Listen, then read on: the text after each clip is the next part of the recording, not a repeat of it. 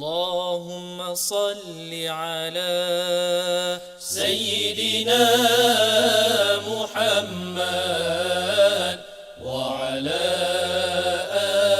آل سيدنا محمد كما صليت على سيدنا إبراهيم وعلى آل.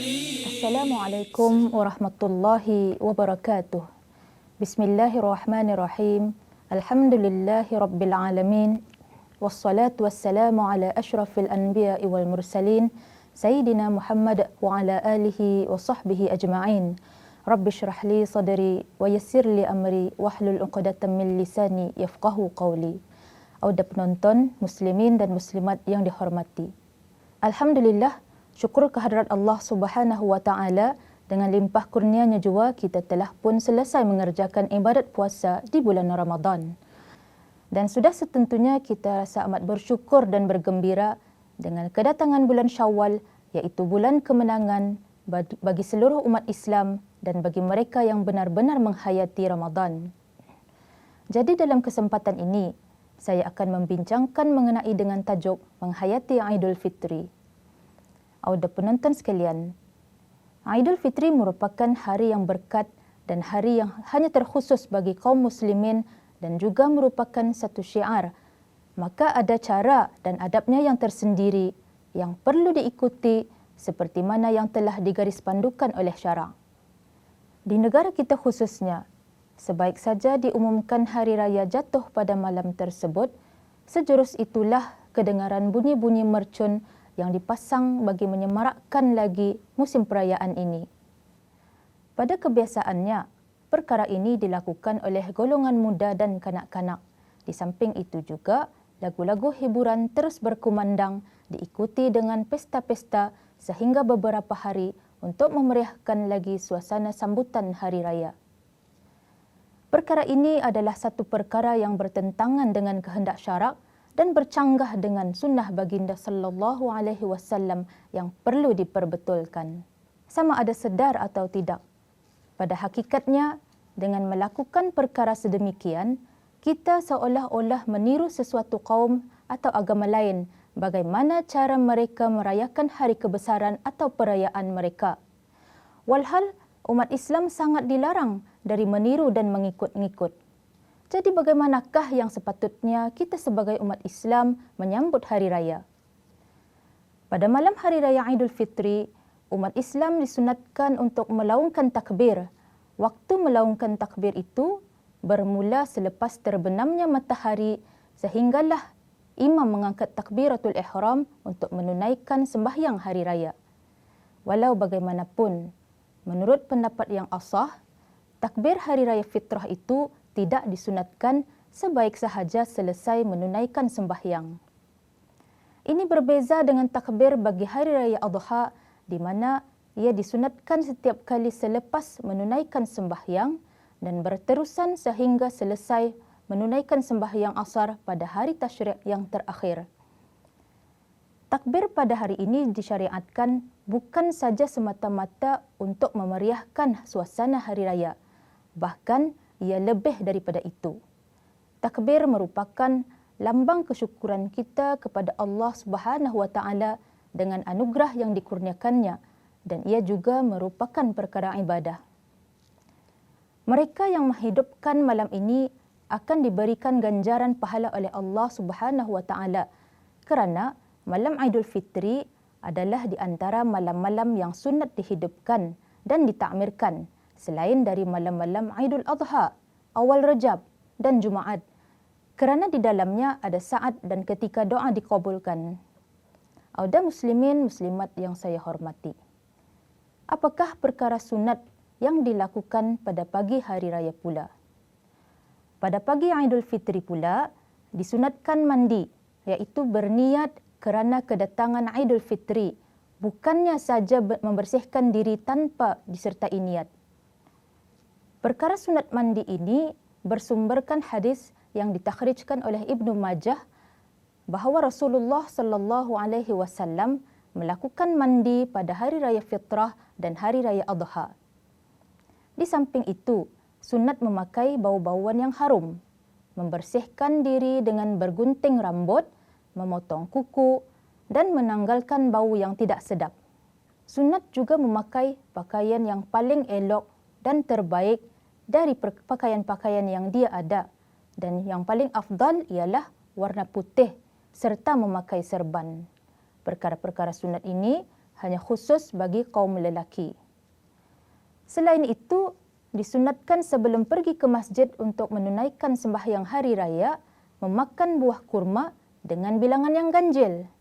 Hal ini bersandarkan kepada hadis baginda sallallahu alaihi wasallam daripada Anas radhiyallahu anhu, katanya, "Kana Rasulullah sallallahu alaihi wasallam la yaghdu yaumal fitri hatta ya'kula tamarat." Rawahul Bukhari. Maksudnya, adapun Rasulullah sallallahu alaihi wasallam tidak keluar untuk bersembahyang sunat hari raya pada hari raya fitrah sehinggalah baginda memakan beberapa biji tamar. Hadis riwayat Al-Bukhari.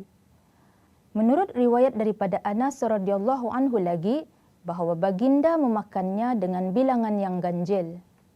Manakala di dalam kitab Nailul Awtar, An-Nakhai ada menyatakan bahawa di antara hikmah disunatkan memakan kurma, yakni tamar itu, ialah dengan manis buah kurma tadi dapat menguatkan penglihatan yang mana telah berkurangan disebabkan puasa, dan di antaranya juga boleh melembutkan hati, dan ia adalah yang paling mudah dari yang selainnya. Oleh itu, sebahagian daripada at-tabi'in menganggap sunat berbuka dengan benda-benda yang manis seperti madu. Muslimin dan muslimat, Hari Raya Fitrah juga adalah hari persaudaraan dan hari kegembiraan.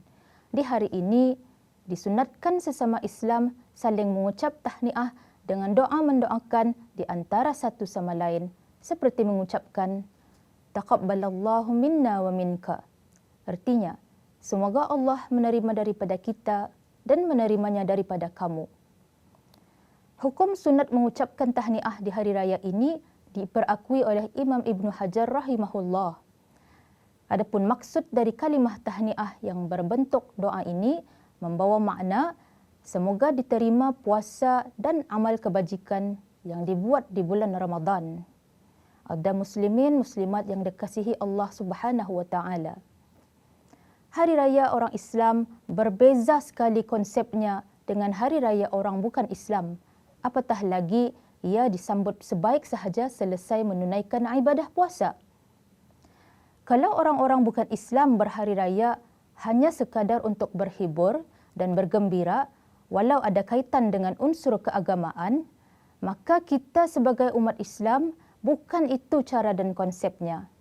Berhibur di dalam hari raya orang Islam berkonsepkan ibadah sebagai melahirkan syukur kita kepada Allah Subhanahu wa taala. Amat mendukacitakan kerana sebilangan umat Islam hari ini tidak faham akan konsep hari raya yang sebenar, lalu tidak dapat menghayatinya sehingga merayakannya seperti orang-orang bukan Islam berhari raya. Kalau agama lain umpamanya mempunyai lagu khas sempena hari raya mereka, maka kita pun memilikinya, bahkan lebih daripada mereka, dengan rentak dan irama yang bermacam-macam. Perkara ini sebenarnya boleh mendatangkan tanggapan negatif bagi orang-orang bukan Islam terhadap Islam. Mereka menganggap bahawa hari raya orang Islam tidak jauh bezanya dengan hari-hari perayaan mereka, iaitu hanya sekadar untuk melahirkan rasa gembira dan berhibur. Selain itu, corak sambutan yang mereka lakukan itu adalah kesan daripada tidak menghayati Ramadan sepenuhnya.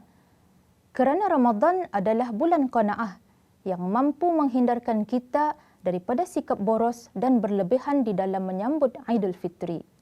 Oleh yang demikian, marilah kita sama-sama memperbanyakkan amal ibadah di hari ini dengan tidak mencampur baurkan dengan perkara-perkara maksiat, seperti berziarah umpamanya. Amalan berziarah ini sangat dituntut oleh Islam. Lebih-lebih lagi masyarakat kita mengambil kesempatan hari raya ini untuk kunjung mengunjungi. sayugialah jangan dicemari dengan pergaulan bebas di antara yang bukan mahram serta aktiviti yang merosakkan keimanan yang telah kita sucikan di sepanjang bulan Ramadan. Seperti pesta tari menari, berkaraoke, sehingga mengganggu ketenteraman jiran-jiran yang berdekatan, yang mana perbuatan ini adalah amat ditegah di dalam Islam. Selain itu, amalan bersedekah di hari raya juga merupakan tuntutan sunat di mana baginda menganjurkan untuk bersedekah sebaik sahaja selepas menunaikan sembahyang hari raya. Jadi kesimpulannya, hari raya fitrah ini adalah hari hablun minallah dan hablum minan nas, iaitu hari mempererat serta memperkukuh hubungan di antara makhluk dengan Khalik dan di antara makhluk dengan makhluk. Maka sama-samalah kita hidupkan malam dan siang hari raya ini dengan perkara yang disunatkan, sama ada yang langsung dijelaskan oleh hadis baginda atau yang secara mafhumnya dituntut di dalam Islam berpandukan huda petunjuk Rasulullah. Jika kita mengikut sunnah baginda, bererti kita mencintai Allah, sebagaimana firman Allah Subhanahu wa taala di dalam surah Ali Imran ayat 31 yang tafsirnya. Katakanlah wahai Nabi Muhammad, jika kamu mengasihi Allah, maka ikutilah aku. Nescaya Allah mengasihi kamu. Wallahu a'lam bissawab. Untuk akhirnya, semoga amal ibadat yang kita lakukan di sepanjang bulan Ramadan yang lalu diterima Allah Subhanahu wa taala jua dan diucapkan selamat menyambut Aidul Fitri. Dengan itu saya sudahi dengan wabillahi taufiq wal hidayah. Wassalamualaikum warahmatullahi wabarakatuh.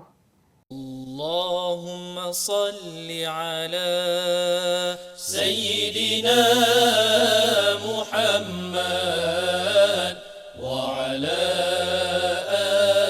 ali Sayyidina Muhammad kama sallaita ala Sayyidina